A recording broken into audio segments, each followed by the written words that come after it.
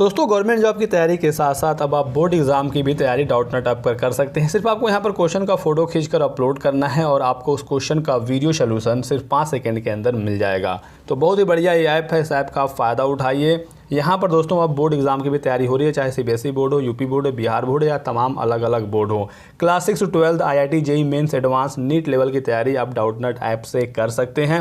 Physics chemistry maths biology के सभी solution आपको इस ऐप में मिल जाएंगे। 9 to 12 के दोस्तों अब लाइव क्लासेस भी यहाँ पर शुरू हो गई हैं, वो भी हिंदी और इंग्लिश मीडियम दोनों में। तो डिस्क्रिप्शन बॉक्स में लिंक दिया गया है, क्लिक करके अभी कभी इंस्टॉल कर लीजिए। 3 करोड़ छात्र ऑलरेडी इंस्टॉल कर चुके हैं। हेलो दोस्तों, मेरा नाम मोहम्मद कैसर और आप देख रहे हैं स्टडी चैनल। तो दोस्तों एडेड जूनियर हाई स्कूल शिक्षक भर्ती को लेकर आप लोगों के काफ़ी सवाल हैं। उसी में से एक सवाल ये है कि क्या सिर्फ ग्रेजुएशन पास इसके लिए आवेदन कर सकते हैं, क्या सिर्फ स्नातक पास सहायक अध्यापक भर्ती के लिए आवेदन कर सकते हैं। काफ़ी सवाल आप लोगों के आ रहे हैं।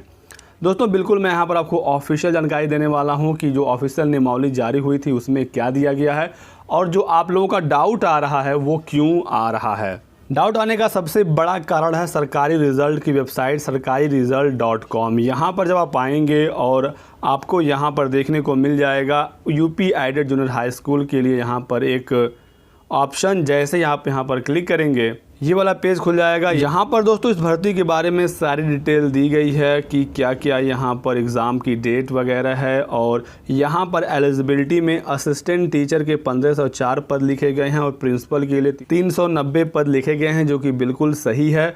और एलिजिबिलिटी लिखी गई है असिस्टेंट टीचर की bachelor degree in any stream, सिर्फ बैचलर डिग्री वाले आवेदन कर सकते हैं। इसी को देखकर छात्र लगातार सवाल पूछ रहे हैं, कमेंट कर रहे हैं कि सरकारी रिज़ल्ट पर तो लिखा कि सिर्फ बैचलर डिग्री वाले आवेदन कर सकते हैं और प्रिंसिपल के लिखा है कि बैचलर डिग्री के साथ 5 साल का एक्सपीरियंस है तो हम प्रिंसिपल पद के लिए आवेदन कर सकते हैं। ऐसा दोस्तों बिल्कुल भी नहीं है, ये गलत है और अभी यहाँ पर पूरी सूचना नहीं लिखी गई है। आप यहाँ देखेंगे तो एलिजिबिलिटी में यहाँ पर टेंटेटिव लिखा गया है। टेंटेटिव का मतलब ये होता है कि ये अभी 100% क्लियर नहीं है इनको, क्योंकि अभी ऑफिशियल नोटिफिकेशन नहीं आया है। इसी वजह से इन्होंने अभी टेंटेटिव में बैचलर लिख दिया है। और दोस्तों सरकारी रिज़ल्ट कोई ऐसी वेबसाइट नहीं है कि यहाँ पर जो लिख दिया गया वो पत्थर की लकीर है और वही सही मानी जाएगी। ये एक नॉर्मल वेबसाइट है, हम और आप भी इस तरह की वेबसाइट बना सकते हैं और हम जो चाहें वो यहाँ पर लिख सकते हैं। हाँ, ये बिल्कुल सच है कि सरकारी रिज़ल्ट एक बहुत ही ऑथेंटिक वेबसाइट है और बहुत ही सिंपल और बढ़िया वेबसाइट है। मुझे भी ये वेबसाइट काफ़ी पसंद है क्योंकि यहाँ पर सारी जानकारी एक ही जगह पर मिल जाती है। जैसे कि यहाँ पर लिखा गया है कि 25 फरवरी को नोटिफिकेशन आ जाएगा, जबकि ऐसा नहीं हुआ। 25 फरवरी को नोटिफिकेशन आने वाला था तो इन्होंने यहाँ पर लिख दिया था, लेकिन ऐसा नहीं हुआ।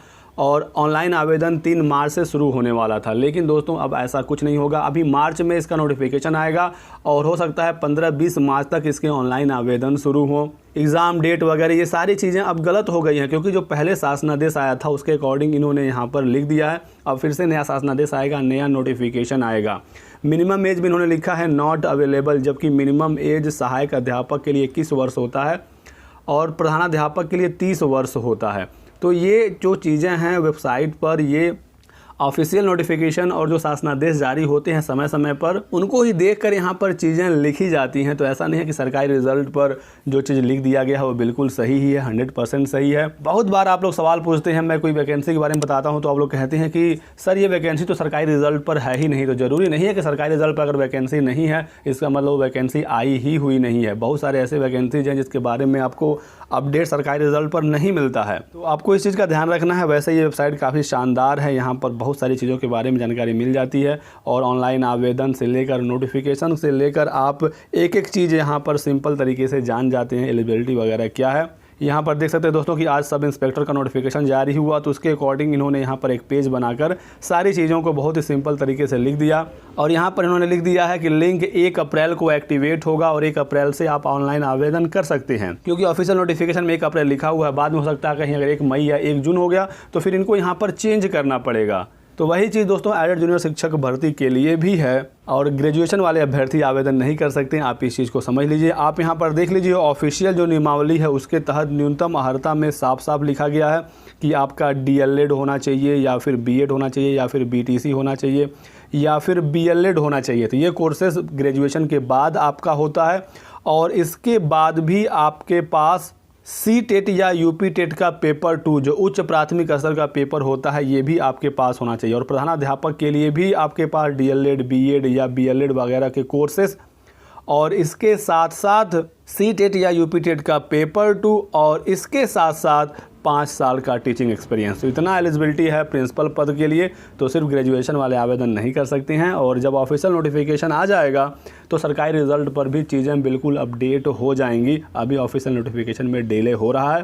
पहले 18 फरवरी को आने वाला था, फिर 25 फरवरी को आने वाला था, और अब बताया जा रहा है कि मार्च के फर्स्ट वीक में ये आने वाला है। तो जैसे ऑफिशियल नोटिफिकेशन आ जाता है उसके बारे में हम लोग डिटेल में चर्चा करेंगे। एलिजिबिलिटी बिल्कुल तय है, ग्रेजुएशन प्लस बीएड या बीटीसी प्लस टेट का पेपर 2।